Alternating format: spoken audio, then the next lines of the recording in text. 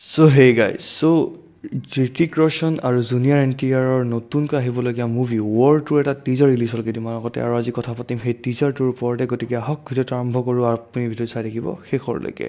চ' ইয়াতে ষ্টাৰ্ছত আছে Hrithik Roshan junior NTR লগতে আছে কিয়াৰা আদৱানী আৰু ডেফিনেটলি এটা নহয় এটা কেমিঅ' থাকিবই আৰু War 2ৰ কথা আমি টাইগাৰ 3তে গম পাইছিলোঁ কাৰণ টাইগাৰ 3ৰ শেষত ঋতিক ৰোশনৰ এটা লুক দেখুওৱা হৈছিলে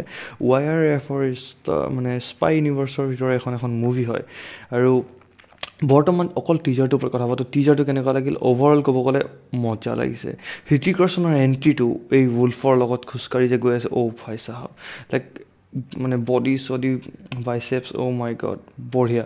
মানে আৰু ক'ব গ'লে জুনিয়ৰ NTRৰ লুকটো ঠিকে লাগিছে কিন্তু আৰু অকণমান বেটাৰ হ'ব পাৰিলে হয় মানে জুনিয়ৰ NTRৰ লুকটো অকণমান লাইক ড্ৰেছিং হওক বা অকণমান লুকটো অকণমান বেলেগ হ'লে বেছি ভাল লাগিলে কিন্তু অভাৰঅল এতিয়া একো বেয়া লাগি থকা নাই ঠিকে লাগি আছে আৰু ইয়াৰ অভাৰঅল কিছুমান চিন মানে একশ্যন চিন কিছুমান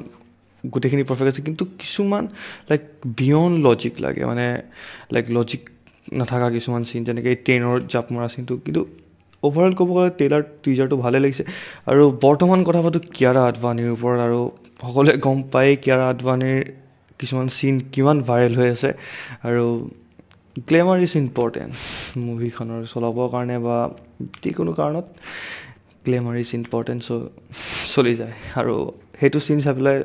আপুনি পজ কৰিছে নাই কমেণ্টত জনাব আৰু লগতে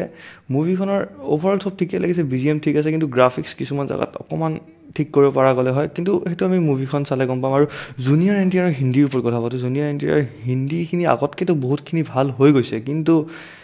যদি এইটো কাৰণে হিন্দী ডাব আৰ্টিষ্ট এজন ল'লে হয় তেন্তে আৰু বেছি ভাল হৈ গ'লে হয় বেছি ভাল লাগিলে হয় ডাবিংটো আৰু কি ঠিক মুভিত ল'বও পাৰে কিন্তু বৰ্তমানটো ঠিকে লাগিছে বেয়া লগা নাই আৰু